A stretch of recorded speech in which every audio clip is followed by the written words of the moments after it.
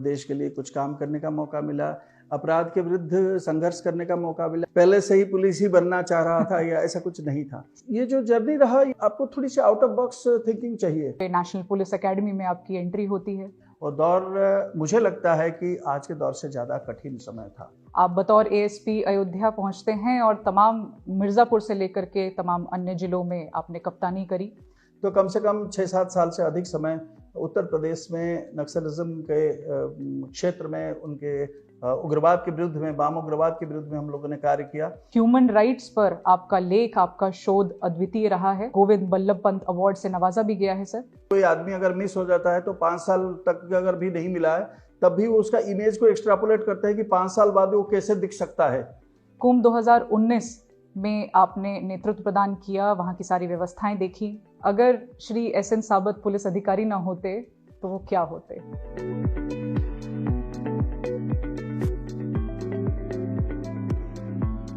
नमस्कार, जय हिंद। उत्तर प्रदेश पुलिस की podcast series beyond the batch में आपका स्वागत है।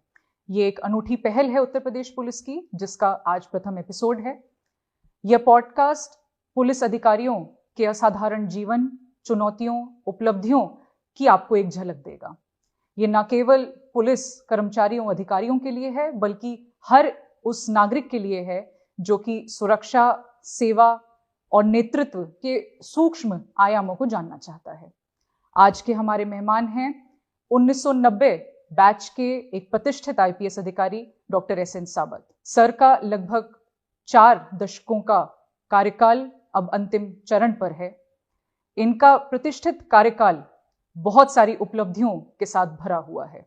इन बहुआयामी उपलब्धियों में शामिल है उग्रवाद विरोधी अभियान, कौशल विकास की इनकी तमाम परियोजनाएं, मेगा इवेंट मैनेजमेंट और साथ ही साथ साहित्यिक उपलब्धियां। इन सभी के लिए इनको तमाम राष्ट्रीय व अंतर्राष्ट्रीय पुरस्कारों से नवाजा गया है। ज्यादा समय ना लेते हुए आइए आज हम डुबकी लगाएं इस ज्ञानवर्धक संवाद में और जानें कि बैच से परे क्या है। आपका स्वागत है इस पॉडकास्ट सीरीज में। धन्यवाद। अपना बहुमूल्य समय देने के लिए सर आपका धन्यवाद। आपको भी और पूरे उत्तर प्रदेश पुलिस को, जिसने ये पॉडकास्ट पे मुझे मौका दिया है। धन्यवाद सर। सर, आपका एक प्रेरणादायी करियर रहा है, 4 दशकों का लगभग। आपके आज सर क्या रिफ्लेक्शंस हैं, आपकी क्या भावनाएं हैं उत्तर प्रदेश पुलिस को लेकर के आज?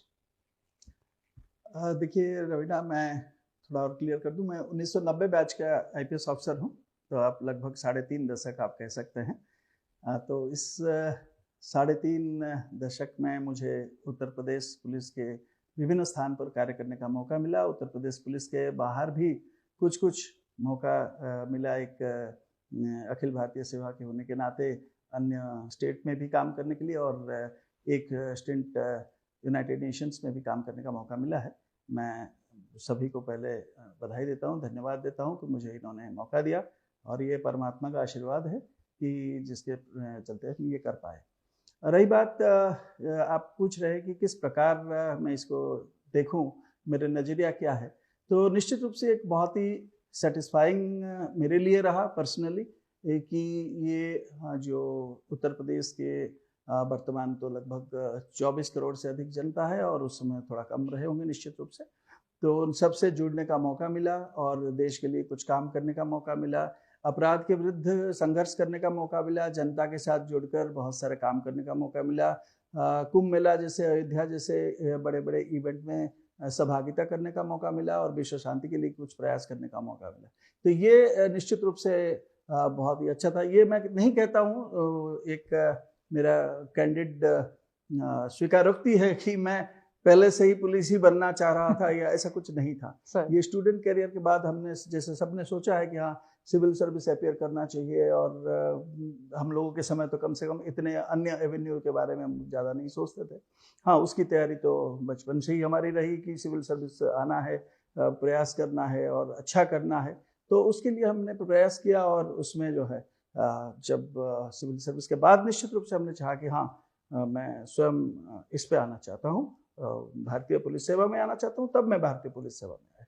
तो निश्चित रूप से ये चुना हुआ करियर है, ये भी कोई बाय डिफॉल्ट तो नहीं है।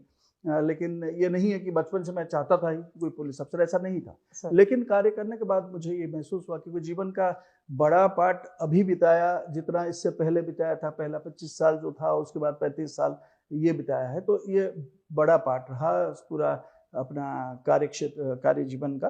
तो इसमें निश्चित रूप से मुझे काफ़ी संतुष्टि हुई। सर, बचपन की आपने बात करी सर, आपका बचपन जो है उड़ीसा में बीता है सर, कोरापुट जैसे जिले में से आप आते हैं। ये सर एक सांस्कृतिक और प्राकृतिक विविधताओं का क्षेत्र है, बड़ी सारी कठिनाइयों से लोग गुजरते हैं वहाँ रहने वाले। आपके पिता भी सर प्रशासनिक अधिकारी रहे हैं। ऐसे बचपन से आप आते हैं सर और फिर पुलिस सेवा में पहुँचते हैं, कैसा अनुभव रहा सर? किन चीज़ों ने आपको प्रेरित किया? आप सही कह रहे हैं कि मैं मुख्यतः उड़ीसा का जिस क्षेत्र से आता हूँ, एक तरफ छत्तीसगढ़ और एक तरफ आंध्र प्रदेश, और पहाड़ी क्षेत्र है और काफ़ी डेंस फॉरेस्ट है, अभी भी है, और बहुत ही डिफ़िकल्ट सिचुएशन में बहुत लोग रहते हैं वहाँ पे, वहाँ के जो स्थानीय लोग। और उस स्थिति से आके अब वैसे आपने जैसे बताया, मुझे उड़ीसा में विभिन्न स्थान में रहने का मौका मिला। मेरे स्टूडेंट करियर में विभिन्न जगह पे मैं रहा हूँ, पढ़ा हूँ। तो ये जो जर्नी रहा, ये निश्चित रूप से आपको थोड़ी सी आउट ऑफ बॉक्स थिंकिंग चाहिए। अगर आप में एम्बिशन ना हो कि मैं कुछ करूँगा या मैं कोशिश करूँगा या मेरे से कैसे हो पाएगा, अगर इस प्रकार अगर आपका किसी का भी हो जाए, तो कोई भी स्टूडेंट हो या हमारा कोई भी, आप आज भी देख रहे हैं कि हमारे सिविल सर्विस में कहे या अन्य विभिन्न क्षेत्र में कहे, चाहे IIT में कहे, मैनेजमेंट में कहे, बहुत ही रिमोट एरिया से बहुत लोग आते हैं और बहुत अच्छा करते हैं जीवन में।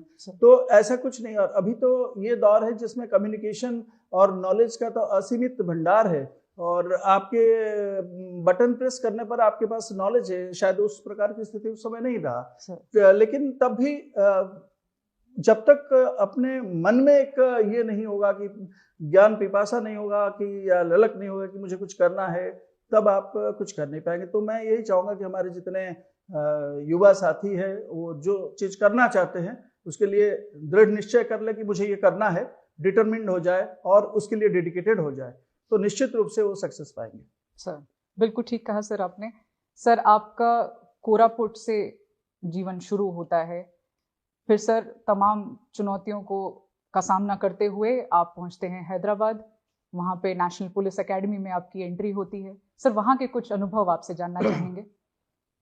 आप स्वयं भी IPS ट्रेनिंग मेरे बहुत बाद रहे हैं, तो आपको भी नॉलेज है। और NPA का जो समय होता है, ये हमको एक स्टूडेंट कैरियर से लेकर एक सर्विस ऑफिसर के रूप में ट्रांसफॉर्म करता है।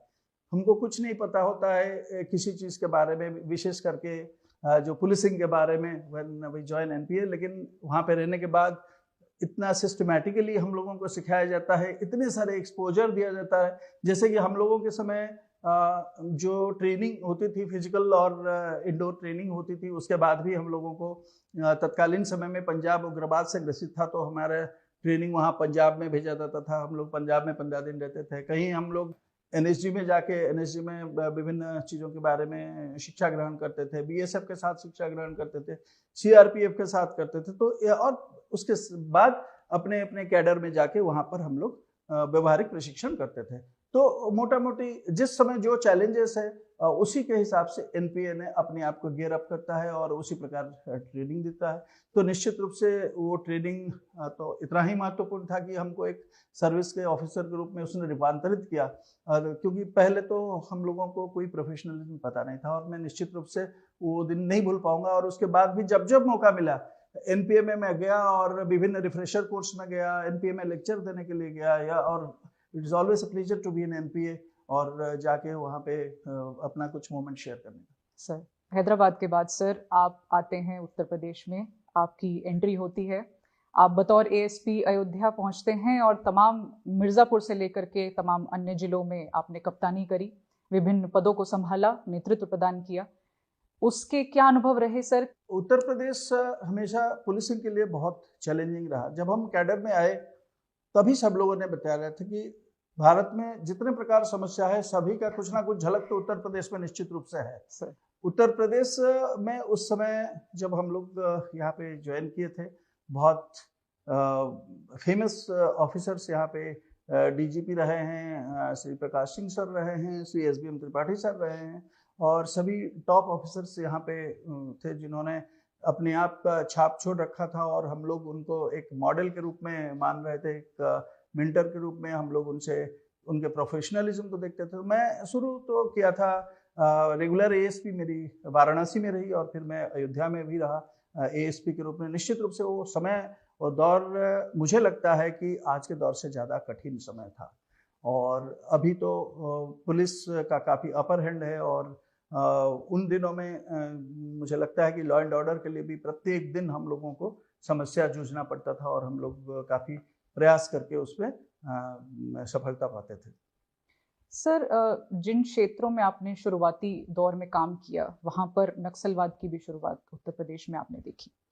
सर, आपने चाहे उत्तर प्रदेश में हो, चाहे सीआरपीएफ के रूप में बाद में नक्सलवाद से निपटने की आपकी रणनीतियाँ हों, उसके बारे में आप क्या कहना चाहेंगे सर? और कम्युनिटी पुलिसिंग पे आपका जो विशेष बल हमेशा से रहा है, और नक्सलवाद की दृष्टि से आप किस तरीके से इसको देखते हैं सर? उत्तर प्रदेश में नक्सल प्रभावित क्षेत्र अगर कहा जाए तो मिर्जापुर, चंदौली और सोनभद्र कभी ना कभी वो मेरे जुरिस्डिक्शन में रहा। एसपी मिर्जापुर के तौर पे रहा, और बनारस के साथ क्योंकि चंदौली जुड़ा था, तो चंदौली का जो नक्सलिज्म भी देखा मैंने, डीआईजी मिर्जापुर के रूप में देखा मैंने, डीआईजी बनारस के रूप में भी देखा। तो कम से कम 6-7 साल से अधिक समय उत्तर प्रदेश में नक्सलिज्म के क्षेत्र में, उनके उग्रवाद के विरुद्ध में, वाम उग्रवाद के विरुद्ध में हम लोगों ने कार्य किया, और उस एक्सपीरियंस को लेकर मैं भारत सरकार में भी कार्य किया। मैंने डीआईजी और आईजी के रूप में भी भारत सरकार में, उत्तर प्रदेश में भी, और उत्तर प्रदेश के बाहर उड़ीसा प्रांत में और छत्तीसगढ़ में भी कुछ समय के लिए मैंने नक्सल प्रभावित क्षेत्र में प्रभारी रहा ऑपरेशंस की। तो ये शुरुआत में निश्चित रूप से वहाँ पे फोर्स की कमी के कारण और टेरेन की जानकारी ना होने के कारण, भौगोलिक परिस्थिति का पता नहीं था, वहाँ का सोशल डायनामिक्स के बारे में जानकारी नहीं थी, और वो स्थिति अपर हैंड पुलिस की नहीं रही या सीपीओस की नहीं रही। लेकिन धीरे धीरे ये स्थिति आई कि हमारा अपर हैंड उसमें रहा, और साथ साथ जो स्थानीय लोगों का विश्वास अर्जन करने के लिए समय समय पर सरकार द्वारा जो व्यवस्थाएं की गई, जो स्किल डेवलपमेंट के प्रोग्राम्स कराया गया, उसको हम लोग बड़े पैमाने में कराए, उसमें सहभागिता कराए सेंट्रल पुलिस फोर्सेस का, स्टेट पुलिस फोर्सेस का, जिसके वजह से वहाँ पे कम्युनिटी में अच्छा मैसेज गया, और वो धीरे धीरे हम लोगों के फेवर में होने लगे। और स्थानीय विश्वास जब हम लोग जीत गए तो निश्चित रूप से, और उसके साथ साथ better training, better gadgets, better weaponry और टेक्नोलॉजी इन्फ्यूजन, उसके साथ साथ ये उग्रवाद, वाम उग्रवाद पर काफ़ी कंट्रोल आ गया है, और पूरे भारत में आज डिस्ट्रिक्ट्स डी नोटिफाई हो गए हैं काफ़ी संख्या में। इन दिनों में अगर देखा जाए, इसमें काफ़ी संख्या में डिस्ट्रिक्ट्स को नक्सल प्रभावित से डी नोटिफाई कर दिया गया, जिसमें एसआर स्कीम तक हटा दिया गया। इसका अर्थ ये है कि इसके विरुद्ध काफ़ी हद तक सक्सेस मिल चुका है, और ये शीघ्र जो है बाकी क्षेत्र में भी मिल जाना चाहिए। सर, आपका जो कार्यकाल रहा उसमें कौशल विकास पर आपने बहुत फोकस किया। कम्युनिटी पुलिसिंग का एक बहुत ही महत्वपूर्ण अंग के रूप में इसे देखा जा सकता है। इसके बारे में सर अगर आप कुछ हमसे साझा करना चाहें। जब हम रिमोट एरियाज में और ऐसे क्षेत्र में, आदिवासी बहुल क्षेत्र है या पर्वतीय क्षेत्र है, उस क्षेत्र में कार्य करने का मौका मिला, जहाँ पे एक्सेस टू एजुकेशन लोगों के लिए बहुत कम था, और जो general level of education society में काफ़ी कम रही, उस समय हमने देखा कि ये जो स्थानीय यूथ है, जो युवा है, वो शीघ्र प्रभावित हो रहे हैं ये नक्सलवाद द्वारा, क्योंकि उनको लगता है कि ये जो नक्सलवाद की जो थ्योरी है उसके बल पर उनको जो है जीवन में सफलता मिलेगी, और वो बेसिकली मिसगाइडेड थे।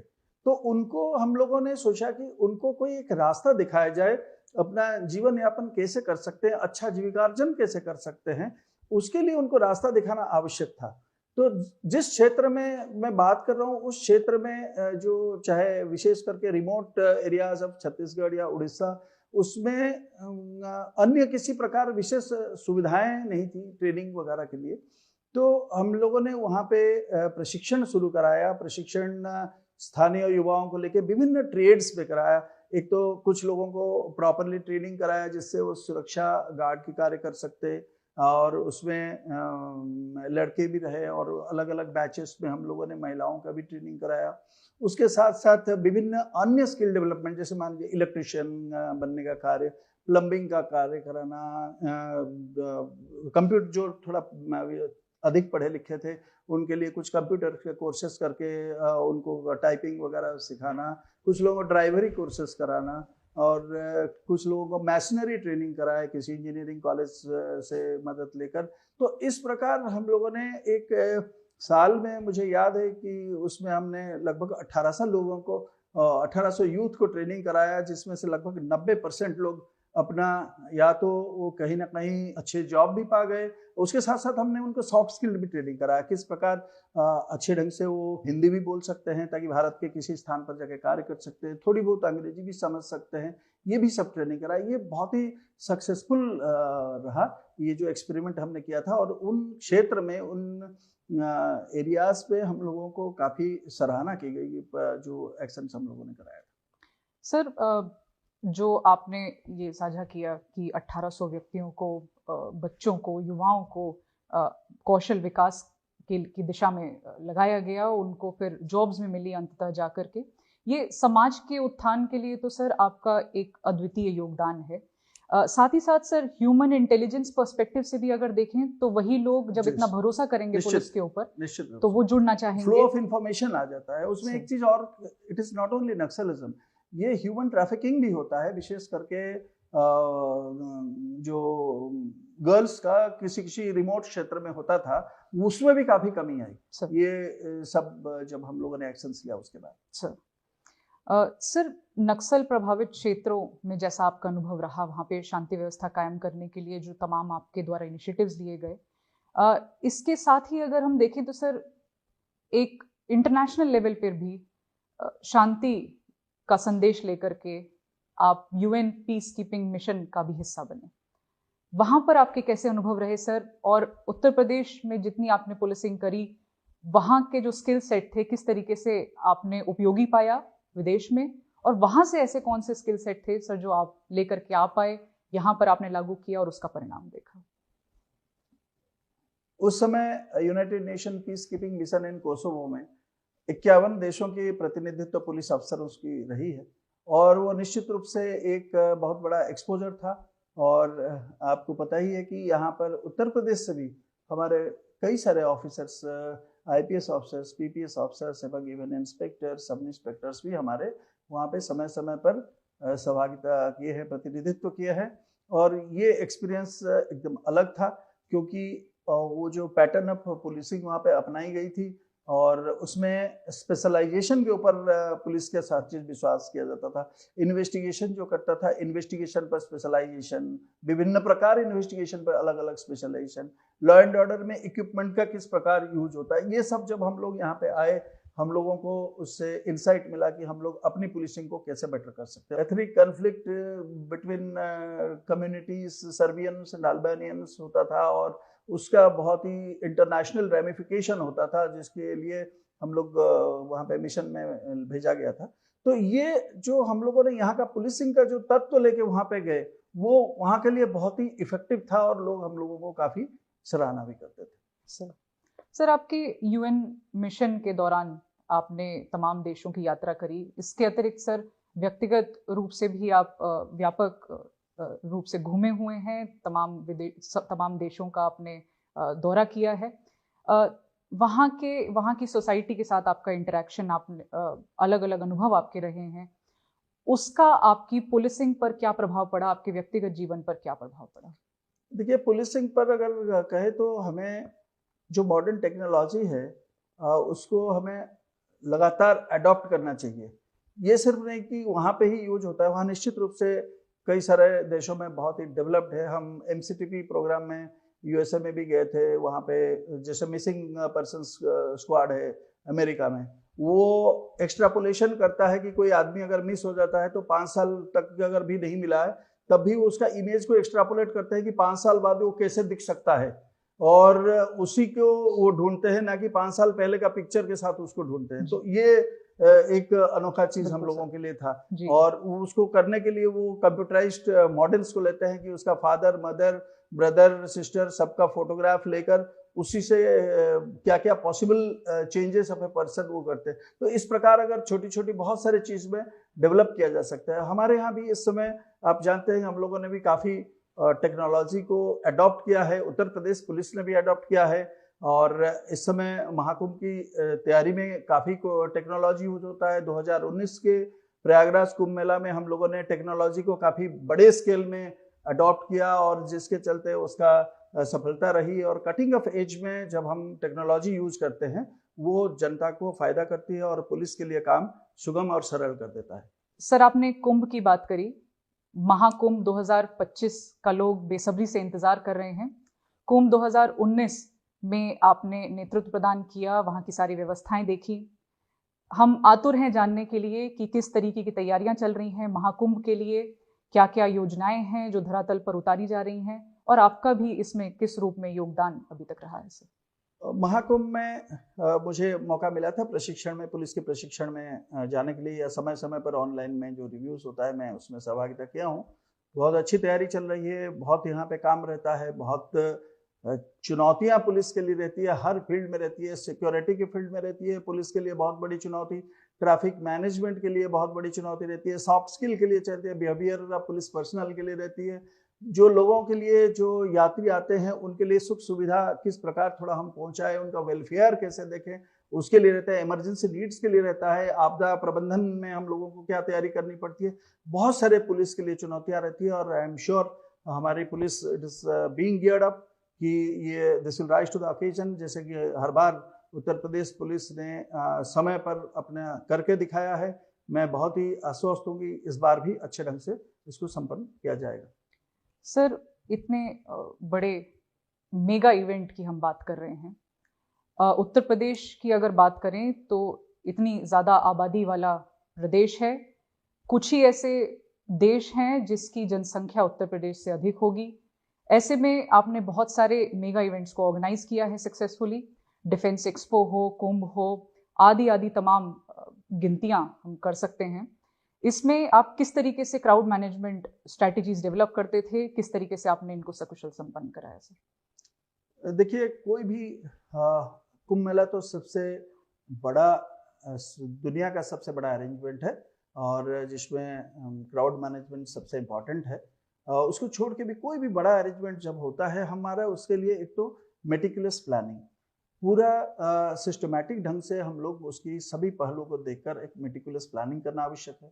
उसके बाद उसका मेटिकुलस एग्जीक्यूशन और एग्जीक्यूशन की regular monitoring, infusion of technology, technological intervention हम लोग क्या कर रहे हैं और बेटर क्या कर सकते हैं। हम एआई को इतने में 2019 में इतना इवेंट्स ऑफ इंटरेस्ट क्रिएट किए, तो इस बार और बेटर हम लोग क्या कर सकते हैं। इस प्रकार हर चीज में किस प्रकार हम लोग इंफ्रास्ट्रक्चर को चेंज करें जिससे कि व्यवस्थाएं सुगम हो सकता है। ट्रैफिक मैनेजमेंट में और हम लोग क्या कर सकते हैं। अगर तब हम ड्रोन में यूज किए, हम लोग ITMS से अभी कर रहे हैं, तो और आगे हम लोग क्या कर सकते हैं। तो हर चीज में हम लोगों को मेटिकुलसली देखना होगा कि हम लोग कैसे और बेहतर कर सकते हैं। और इसका और coordination between different forces, coordination between different agencies, हर चीज का जब ये होगा तो उसका नेट रिजल्ट बहुत अच्छा होगा।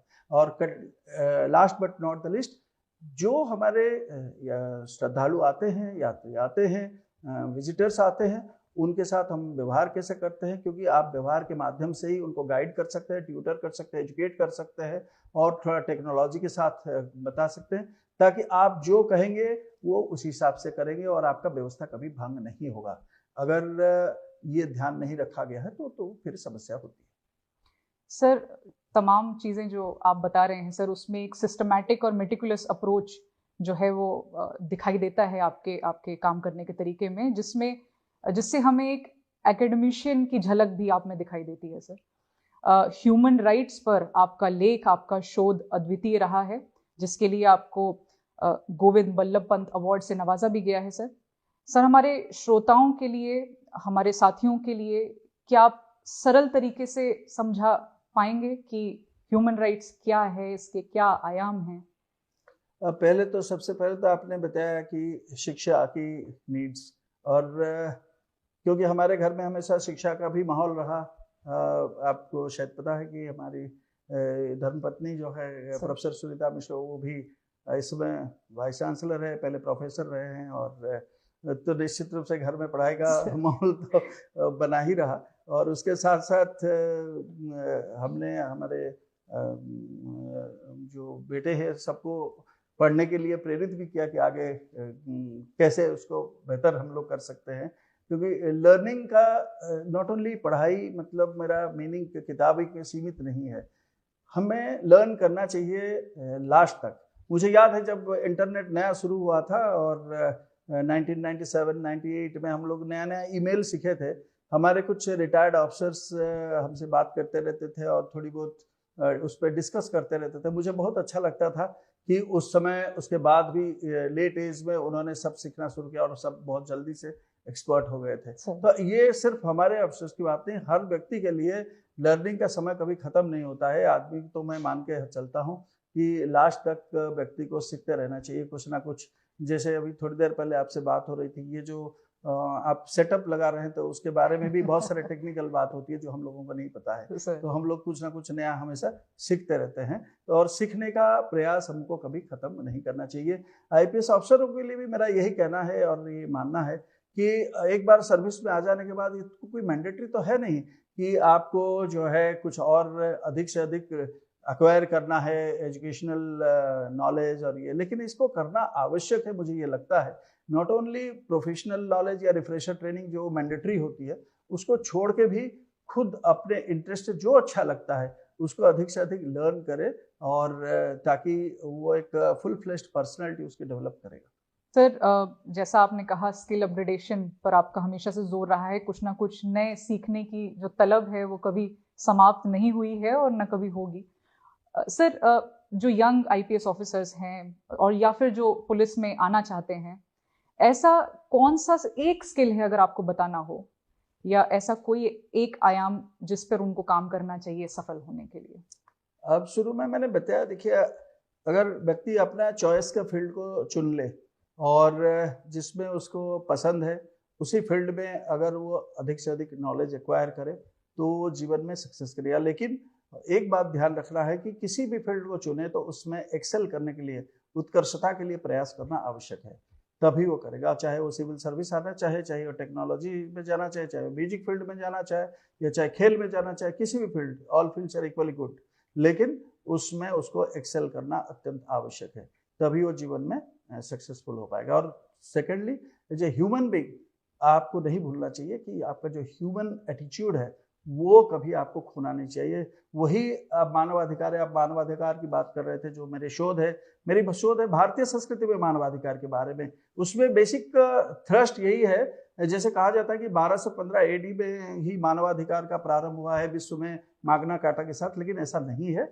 मैं अपने शोध में ये दिखाना चाहता था कि भारतीय संस्कृति में मानवाधिकार सदियों से है और उसमें एक कर्तव्य के रूप से उसको अवधारित किया गया है, दूसरे पक्ष का कर्तव्य के रूप में अवधारित किया गया है। अभी हम लोग इसको अधिकार के रूप में ट्रीट करते हैं, पहले उसका अपोजिट साइड का कर्तव्य के रूप में अवधारित था। तो यही उसमें फर्क है, ये समझने की बात है। सर, आपको जैसा आपने बताया सर पढ़ने लिखने का शौक है, जो लोग लिखने का शौक रखते हैं वो पढ़ने का शौक भी रखते हैं। ऐसी कौन सी किताबें हैं सर जो आप सजेस्ट करना चाहेंगे फॉर ऑल आवर लिसनर्स? अभी तो ऐसे बहुत स्पेसिफिक नहीं, मैंने कहा ना जिस फील्ड में जिसकी पसंद है उसी फील्ड से ही पढ़े, उसी फील्ड में चुने। आजकल तो बटन प्रेस में आपके पास नॉलेज का भंडार है। बिना मुझे मेरे बेटा ने बताया था, वो इंजीनियरिंग करने के समय कि उसका एक दोस्त था, बहुत अच्छा पढ़ता था, वो कोई किताब नहीं पढ़ता था, वो सिर्फ गूगल से पढ़ता था और वो इतना अच्छा करता था, उसका आउटस्टैंडिंग परफॉर्मेंस था, वो बताया था। तो ये भी एक लर्निंग था मुझे कि ऐसा भी हो सकता है कि कोई बुक्स पर्टिकुलरली नहीं पढ़ता था लेकिन पढ़ाई खूब करता था। तो ऐसा कोई स्पेसिफिक मैं नहीं बताना चाहूँगा। There are so many good books, जिसका अपने इंटरेस्ट के हिसाब से पढ़े अपना चाहे, लेकिन सभी व्यक्तियों को भारत के संस्कृति, भारत के सभ्यता, भारत के जो रिच कल्चर, इसके बारे में सबको जानना चाहिए। सर, आप एक अच्छे पुलिस अधिकारी होने के साथ साथ एक धार्मिक व्यक्ति भी हैं। एक पहलू ये भी है आपका।